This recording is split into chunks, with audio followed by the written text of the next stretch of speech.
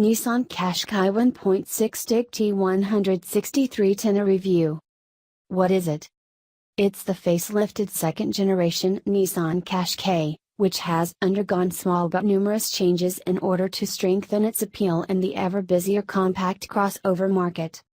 It's not as if sales are flagging, though. In 2016, Nissan sold almost twice as many Qashqais in Europe as it did following the pioneering original's launch in 2007, and remarkably, the Qashqai is the UK's third best-selling car since the start of the year.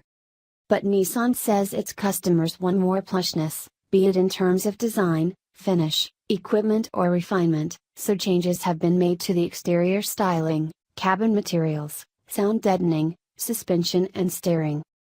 All models now get DAB radio as standard, and there's a new range-topping trim, Tekna Plus, whose main attractions are patterned Napa leather upholstery and an 8-speaker Bose sound system, plus satin-finished roof rails and a huge panoramic glass roof that are both inherited from the now-deleted Envision trim.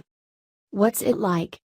The previously conservative-looking front end has been embellished with a more intricate and aggressive nose design, revised lights, now with adaptive LED headlights on upper trims, and sharper bonnet creases, while the flanks and rear end have been lightly smartened.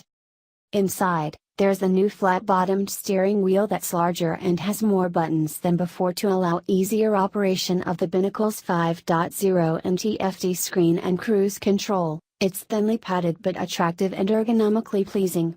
New seats on the upper trim levels impress by being supportive and accommodating, and the aforementioned Napa hide looks the part and is reasonably soft.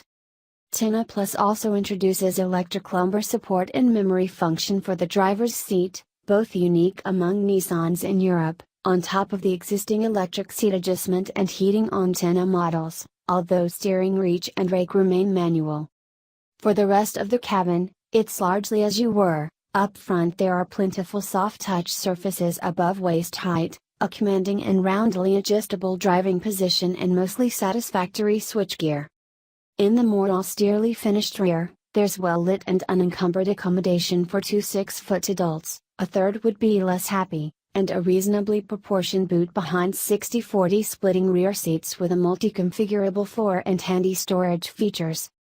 The Qashqai has always erred on the side of comfort, while offering a reasonably capable if somewhat unexciting dynamics when pushed.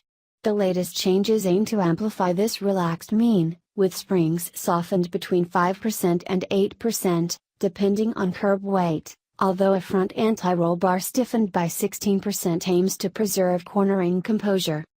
The ride's general suppleness will please most target buyers. Only sharper urban ridges cause noticeable disruption, particularly in the stiffer sprung diesels, but most of that is noise rather than displacement.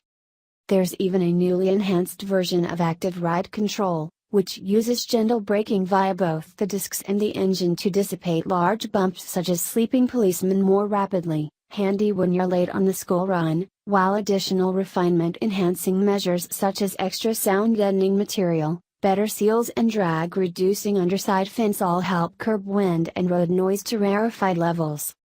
Turn-in remains decent for a crossover, but the significant amount of roll, while never inhibiting stability, puts the kibosh on cornering enjoyment. Rather, the Qashqai feels an ambivalent partner when tackling bends at pace, and defaults to understeer a fair bit sooner than a family hatchback might. The revised steering is subject to a little stiction and felt overlight to these hands in normal mode, but its 10% heavier sport mode helped on both counts, with good mid-corner consistency and plenty of accuracy. The unaltered 161 bhp 1.6 TIG T pedal needs to be stoked to 2,800 revolutions per minute before providing good shove, but thereafter does so consistently, smoothly and without much lag. It's only available with a 6-speed manual gearbox that doesn't mind being hustled, but could feel a bit more precise. We also sampled the 128 bhp 1.6 DC diesel, which proved a bit vocal despite being freshly retuned for refinement, and was paired with the Stronic transmission that does a good job as any CVT in mimicking a conventional auto. The more affable, and more popular, 108 bhp 1.5 decent good for 99 grams/km of CO2, And sedate but well-mannered, entry-level 113 bhp 1.2 dig T carry over completely unchanged.